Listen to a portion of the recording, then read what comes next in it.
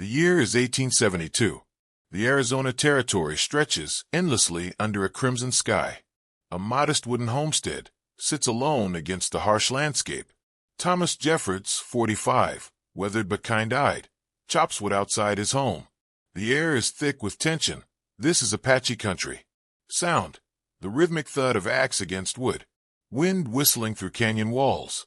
Thomas, narrating. Older voice: they say the Arizona Territory was built on blood and betrayal. By the summer of 1872, I'd seen enough of both to last 10 lifetimes. What I hadn't seen coming was the choice that would change everything. Thomas pauses, wiping sweat from his brow. He squints at the horizon. Two figures stumble toward his property, small, moving slowly. Thomas, muttering what in God's name. He sets down his axe carefully, his hand instinctively moving to the rifle leaning against the woodpile. He doesn't pick it up. Instead, he walks forward cautiously. As the figures draw closer, Thomas realizes they're young. Two Apache boys, no more than 12 and 14 years old. Their clothes are torn, faces streaked with dirt and dried blood. The younger one limps badly. Thomas, calling out, "Easy there. I see you." The boys freeze. The older one, Nahilze, steps protectively in front of his brother Taza. Both are exhausted, swaying on their feet. Nahilze, in Apache, subtitled, "We mean no harm. We need water." Thomas, "I don't speak Apache, son, but I know thirst when I see it." Thomas slowly reaches for his canteen at his belt. He holds it up, then sets it on the ground between them and backs away.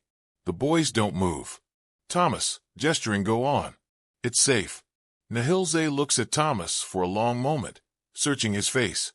Something in Thomas's eyes makes him decide. He helps Taza forward. They reach the canteen. Taza drinks desperately.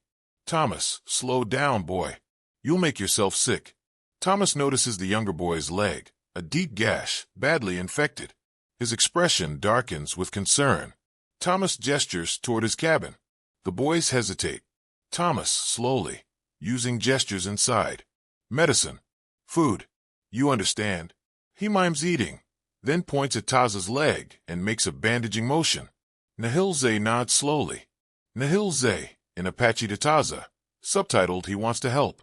Taza, weakly, subtitled, "What if it's a trap?" Nahilze, subtitled, "If he wanted us dead, we'd be dead already." Inside the cabin, Thomas's home is sparse but clean. A single bed, a wooden table, shelves lined with supplies.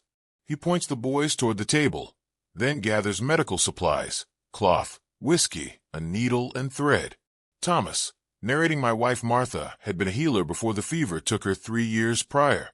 She'd taught me enough to keep a man alive, if he wanted to live." Thomas kneels beside Taza, examining the wound. The boy flinches, but doesn't cry out. Thomas, "This is going to hurt, son. I'm sorry for that." He cleans the wound with whiskey. Taza grips the table edge, knuckles white, but remains silent. Nahilze stands close, watching Thomas's every move with hawk-like intensity. Thomas, to Nahilze, "You're a brave one, protecting your brother. What's your name?" Silence. Thomas doesn't push. He continues working, stitching the wound with practiced hands. Thomas, "My name's Thomas. Thomas Jeffords. This land belonged to my wife's family. Before that, well, I suppose it belonged to your people, didn't it?" He ties off the bandage. Taza's breathing has steadied. Thomas, "There. That should hold." Thomas moves to the stove, ladling stew from a pot into 2 bowls. He sets them before the boys with bread. Thomas, "Eat. You're safe here tonight." The boys look at each other. Hunger wins. They eat ravenously. Thomas has given the boys his bed. They lie huddled together under a thick blanket. Thomas sits in a chair by the fire, his rifle across his lap, not pointing at anyone, just there. He's not sleeping. Through the window, the moon is bright. Thomas stares into the flames. Thomas, narrating, "I'd heard the stories. Everyone had. Apache raiders burning settlements, taking scalps. The cavalry hunting them in return, showing no mercy to man, woman, or child.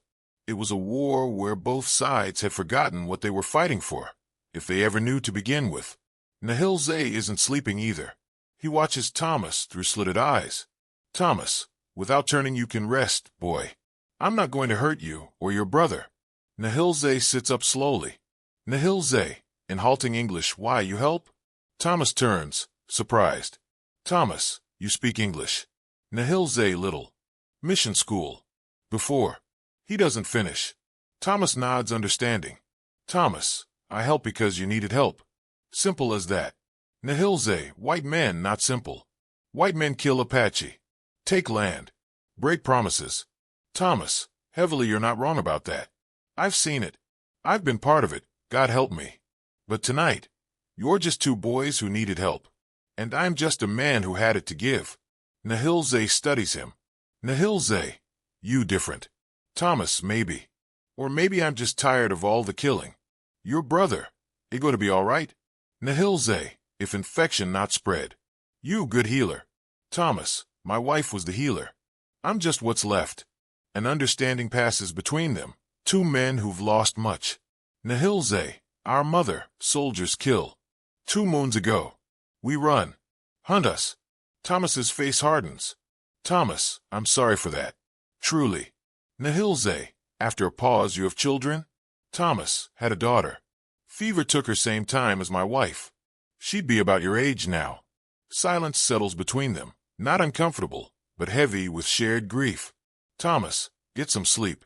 Tomorrow we'll figure out how to get you back to your people safely. Nahilze, our father. He looked for us. He is. Struggles for the word. Important man. War chief. Thomas, freezing war chief. Which band? Nahilze, Chiricahua.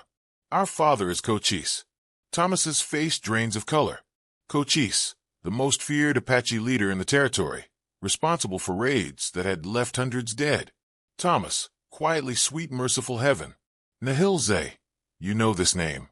Thomas, everyone knows that name, son. He runs a hand over his face. And you're his boys? Nahilze, yes. I am Nahilze. My brother is Taza. You afraid now? Thomas looks at the boy, then at Taza sleeping peacefully in the bed. Thomas, after a long pause, no. No, I'm not afraid. You're still just two boys who needed help. Who your father is doesn't change that. Nahilze, surprised you still help? Even knowing? Thomas, especially knowing. Because if I can help Cochise's sons, maybe, just maybe, that means something bigger than all this hate. Nahilze nods slowly, something like respect in his young eyes. The sun rises blood red. Thomas is outside, scanning the horizon. Inside, he's left the boy sleeping, but he's prepared, filled his rifle, loaded his pistol, though he's not sure what good it will do. Thomas, narrating dawn came too fast and too slow. I'd made my choice the night before, but in the light of day, I had to wonder if I'd just signed my own death warrant. He hears horses, distant but getting closer. Many horses. Thomas, muttering, here we go. He walks back inside. The boys are awake. Nahilze, your father's already coming, helping Taza lots to of his riders. Feet. Thomas, Nahilze, why? Urgently you must go. Hide. He will think you capture us. He will kill you. Thomas, I'm not hiding in my own home. Besides, running would just make me look guilty. Nahilze, he will not listen. He will see white man. He will see blood on Taza, he will. Thomas, then you'll have to explain. Fast. Can you do that? Nahilze swallows hard but nods. Thomas walks out onto his porch, the boys behind him. On the horizon, a massive dust cloud approaches.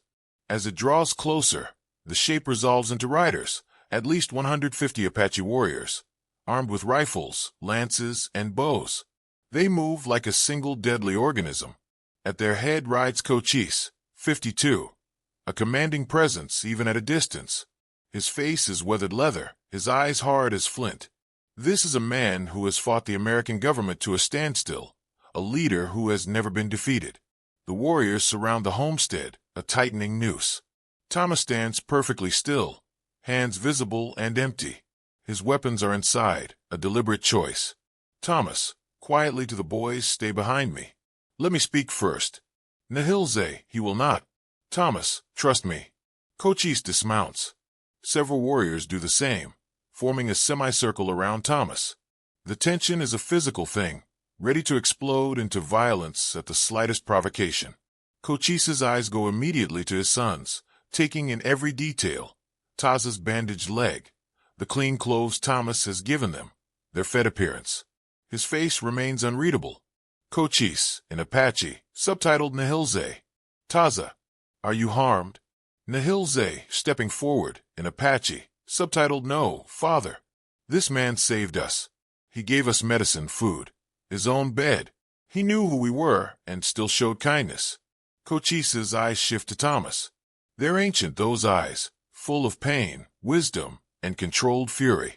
Cochise, in English, his accent thick, but clear. You, white man, you know my sons? Thomas, I do now, sir. They came to my home last night. The young one, Taza. He was injured, infected. I treated him, gave them food and shelter. That's all. Cochise, you know who I am? Thomas, Cochise. Yes, sir. I know who you are. Cochise, you know what I have done to your people? Thomas, I know what's been done on both sides. I know there's blood enough to drown us all if we let it. One of the warriors, Geronimo, 43, fierce and scarred, speaks sharply in Apache. Geronimo, subtitled This is a trick, Cochise. White men always trick us. We should kill him now and burn this place. Cochise, subtitled Silence, Geronimo. I will decide. Cochise walks slowly toward Thomas, each step measured. He stops just feet away. The two men are nearly the same height. They regard each other. Cochise, why you help? You want something? Thomas, I help because they needed help. I'm not asking for anything except that you hear me out. Cochise, hear what? Thomas, that maybe we don't have to keep killing each other. That maybe there's another way. Geronimo spits on the ground. Geronimo, an English white man, always talk peace when they weak. When they strong, they talk war. Thomas, turning to Geronimo, you're right to not trust. The government's broken every treaty they've ever made. I'm not here defending that. I'm just one man who showed kindness to two boys. That's not weakness. That's just being human. Cochise, human. He says the word like it's foreign. Bluecoats are not human. They kill women. They kill babies. They burn our food. They chase us like animals. Thomas, you're right. What they've done is inhuman. What we've done, I can't fix that. I can't give you back what's been taken. But I can tell you that last night, I saw two young boys who were hurting and scared. I didn't see Apache or white. I just saw children who needed help. Cochise looks back at his sons. Taza smiles weakly and nods. Nihilze speaks. Nihilze, in Apache, subtitled Father, he is different. He lost his family too. He understands pain. He could have turned us away or killed us. Instead, he gave us his own bed. He stayed awake all night to guard us. Not to keep us prisoner, to keep us safe. Cochise turns back to Thomas. Cochise, you lose family? Thomas, my wife and daughter. Fever. 3 years ago. Cochise, I lose many. His voice carries the weight of accumulated grief. Sons, daughters, wife, brothers. Soldiers kill them. Settlers kill them. Disease, white men bring kill them. You tell me why I not kill you now. Thomas, because that won't bring them back. And because somewhere, this has to stop. Someone has to be first. Someone has to say, not today. Today, I choose differently. Silence. 150 warriors watch their chief, waiting. A single word from Cochise and Thomas dies. Cochise, you are brave or stupid. Thomas, probably both. But I meant what I did. Your sons were under my roof. That made them my responsibility. In my heart, that made them sacred. This word, sacred, makes Cochise pause. Cochise, sacred. You know this word. Thomas, I know it. I may not know your ways, but I know that word. I know what it means to protect those who need protecting, no matter who they are. Cochise studies Thomas for what feels like an eternity. Finally, he speaks, in Apache first, then in English. Cochise, to his warriors in Apache, subtitled This man has honored my sons. He could have traded them for gold or favor with the army. He did not. He could have let them die. He did not. He opened his home and gave them his own bed. This is not nothing. In English, to Thomas, you do something no white man do for a long time. You see us as people. Thomas, that's all I ever wanted to do. Cochise, maybe you are fool. Maybe you are different. I do not know yet. He extends his hand, slowly, deliberately. Thomas takes it. The handshake is firm, each man testing the other. Cochise, you have honor, Thomas Jeffords. This I see. But honor is not enough to change what is between our peoples. Thomas, maybe not. But it's a start. The tension has eased slightly. Some warriors have dismounted, though all remain alert. Cochise sits on Thomas's porch, his sons beside him. Thomas brings out water and dried meat, his entire supply, given freely. Cochise, you give us your food. What will you eat? Thomas, I'll hunt. I'll manage. You have 150 men to feed. I'm just one. Cochise accepts this with a slight nod. He examines Taz's bandage carefully. Cochise, to Thomas this is good work. You learn from medicine man. Thomas, my wife. She was a healer. Taught me what she knew. Cochise, she was wise woman. Thomas, the wisest I ever knew. Cochise, my wife also was wise. She tell me. Cochise, your anger will consume you. It will consume our people. I did not listen. Now she is dead, and her words, they haunt me. This admission, from the feared Cochise, hangs in the air. Thomas, it's not too late to listen now. Cochise, you think so? You know how many of my people are dead? Hundreds. Thousands.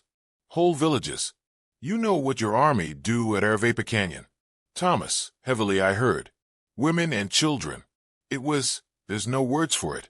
I'm ashamed to share skin color with the men who did that. Cochise, but you do share it. This is the world we live in. Apache kill whites. Whites kill Apache. Round and round, until we all are dead. Thomas, unless someone breaks the circle. Cochise, standing you are one man. I am one man.